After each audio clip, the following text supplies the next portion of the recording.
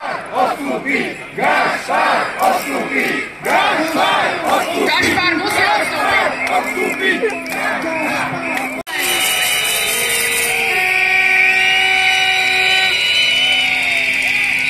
Je to hanba!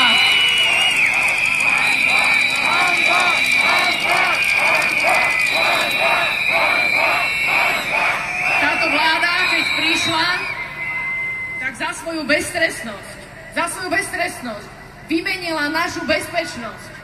A teraz to vidíme, čo sa deje. Zvyšuje sa kriminalita, krádeže v obchodoch. Toto doniesla táto vláda. Táto vláda zobrala nám bezpečnosť.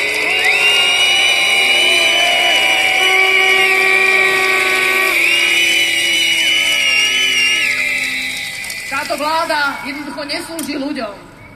A ja chcem poďakovať tu čestným policajtom, vyšetrovateľom, sudcom, viem, že sú tu medzi nami.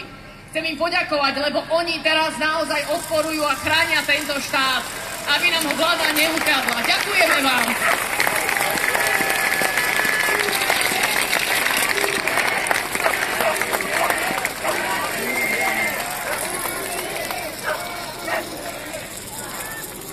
A táto vláda namiesto toho, aby posilňovala spojenectvo v Európe, tak nás ťahá do Ruska, aj spolu s tajnými službami.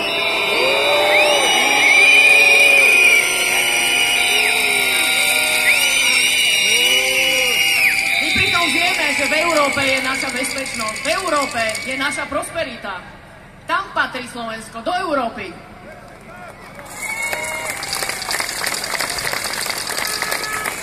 Pavol Gašpar je symbolom arogancie moci.